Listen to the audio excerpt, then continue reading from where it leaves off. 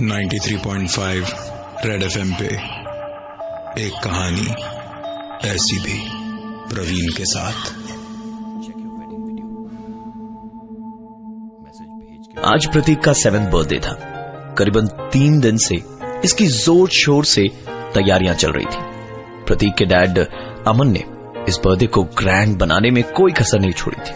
दोपहर से ही घर पर गेस्ट्स का आना जाना शुरू हो गया और देर रात करीबन 9 बजे शुरू हुई केक काटने की ceremony. Happy birthday to you, happy birthday to you, happy birthday dear Prateek, happy birthday to you. Generally यहां लाइट नहीं जाती, लेकिन कमबख्त बिजली को भी आज ही जाना था। यह कहकर अमन घर की बालकनी की तरफ गया। बालकनी से देखा तो अगल बगल चारों तरफ लाइट थी और एकमात्र उन्हीं का घर था जहां रोशनी नहीं थी। अमन ने मोबाइल पर टॉर्च जलाई और सीढ़ियों के रास्ते पहुंचा नीचे मीटर रूम की तरफ।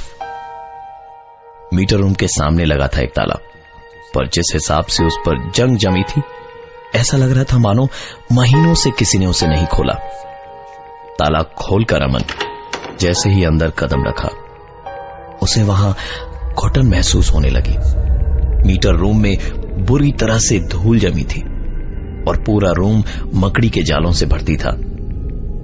टॉर्च की रोशनी में जब अमन ने खोजबीन शुरू की तो पता चला कि एमसीबी ट्रिप कर गई, शायद लोड ज्यादा होने के कारण। उसने एमसीबी के स्विच को ऊपर करने के लिए जैसे ही अपना हाथ आगे बढ़ाया कि उसे बड़ी जोर की छींक आई,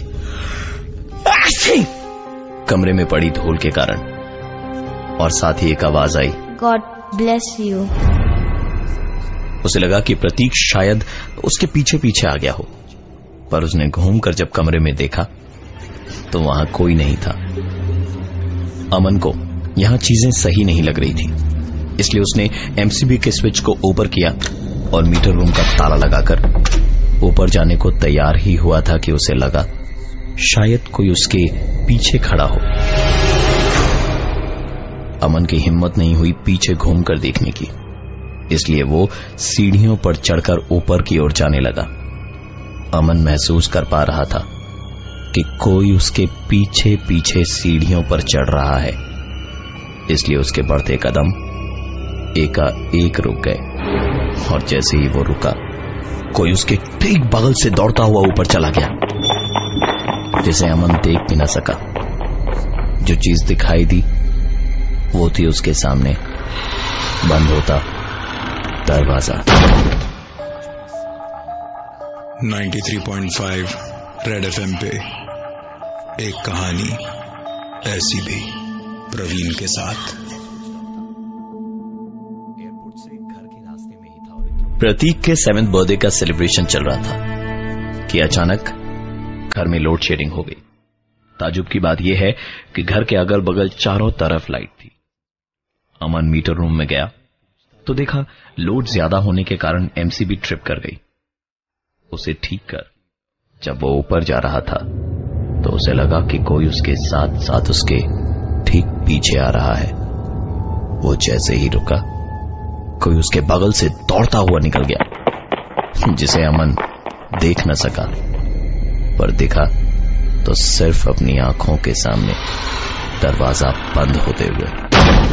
अमन दौड़ता हुआ ऊपर गया और दरवाजा खोलने की कोशिश करने लगा, पर दरवाजा दूसरी तरफ से लॉक था।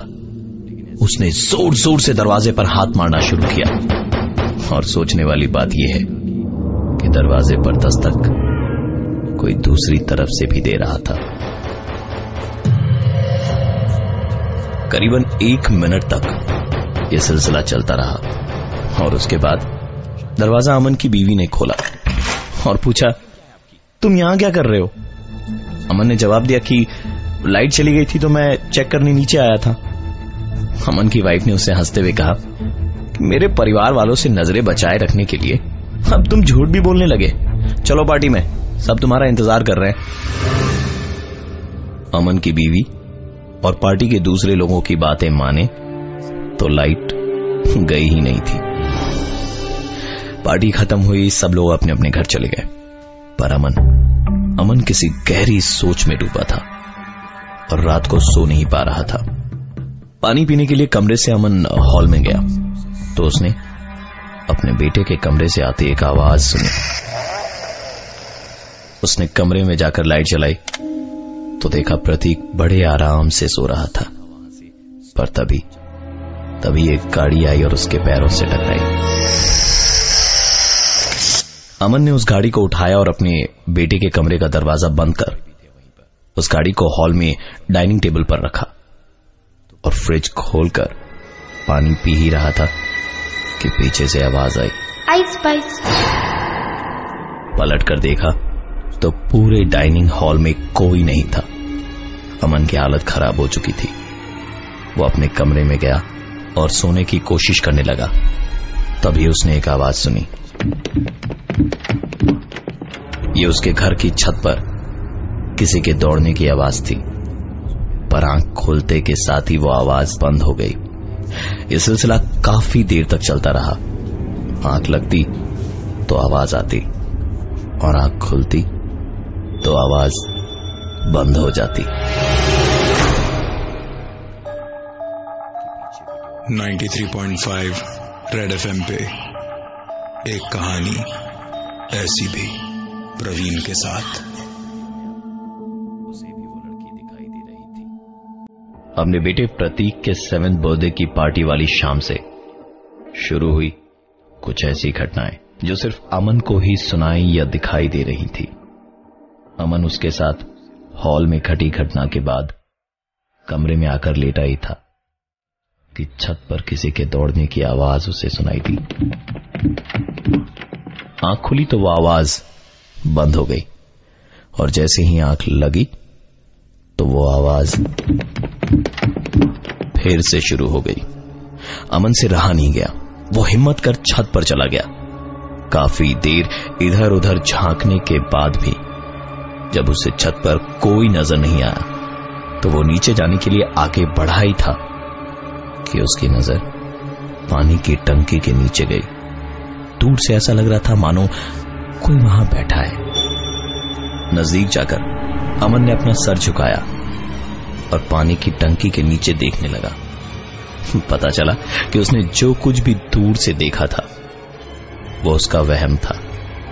जैसे ही वो पानी की टंकी के नीचे से अपना सर निकाल रहा था कि किसी ने पीछे से उसकी पीठ पर मारते हुए कहा, धप्पा।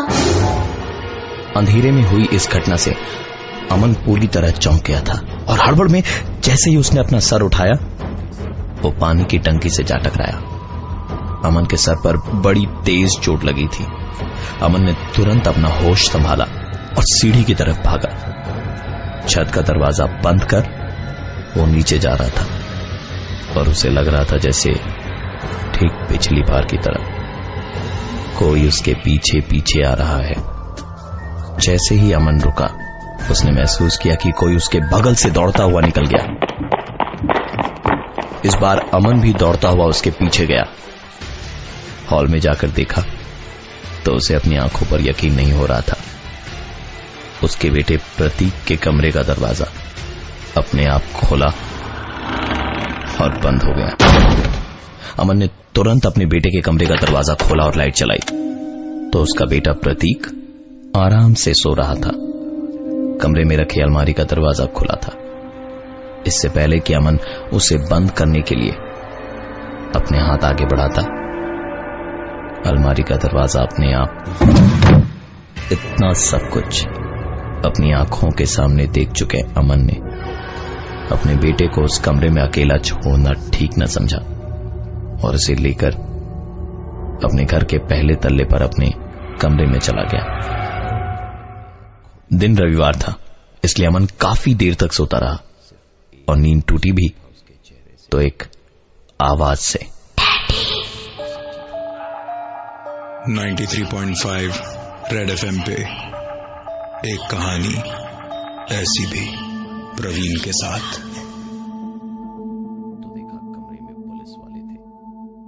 प्रतीक के 7th बर्थडे वाली रात शुरू हुई कुछ अजीब घटनाएं अमन के साथ। अमन ने अपनी आंखों से उसके बेटे प्रतीक के कमरे का दरवाजा खुलते और बंद होते देखा, और जब कमरा खोला तो प्रतीक चैन की नींद सो रहा था। उसके कमरे के अंदर रखी अलमारी का दरवाजा खुला था, जो अमन की आंखों के सामने बंद हो गया। अमन ने प्रतीक को अकेला कमरे में छोड़ना ठीक नहीं समझा और उसे अपने साथ अपने कमरे में ले गया। रविवार का दिन होने के कारण अमन देर तक सोता रहा और आंख खुली भी तो एक आवाज से, डैडी।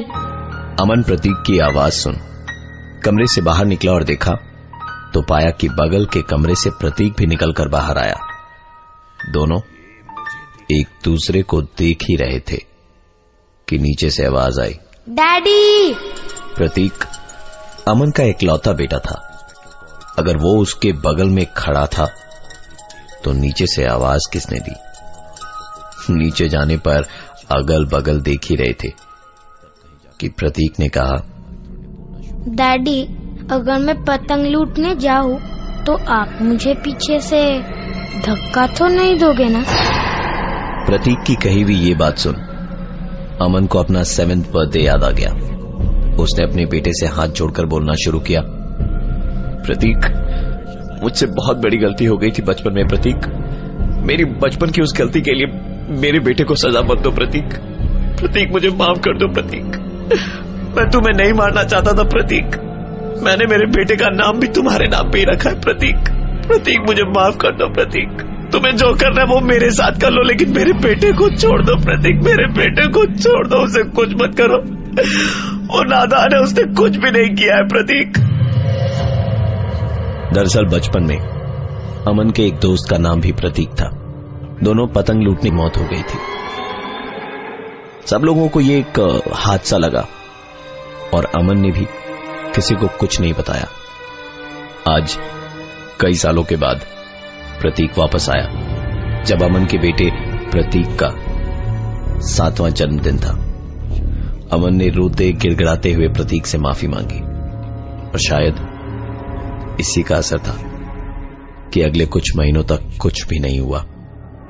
इस घटना के 4 महीने बाद एक रोड एक्सीडेंट हुआ, जिसकी वजह से अमन आज व्हील चेयर पर है और वो कभी भागकर सीढ़ी नहीं चढ़ पाएगा।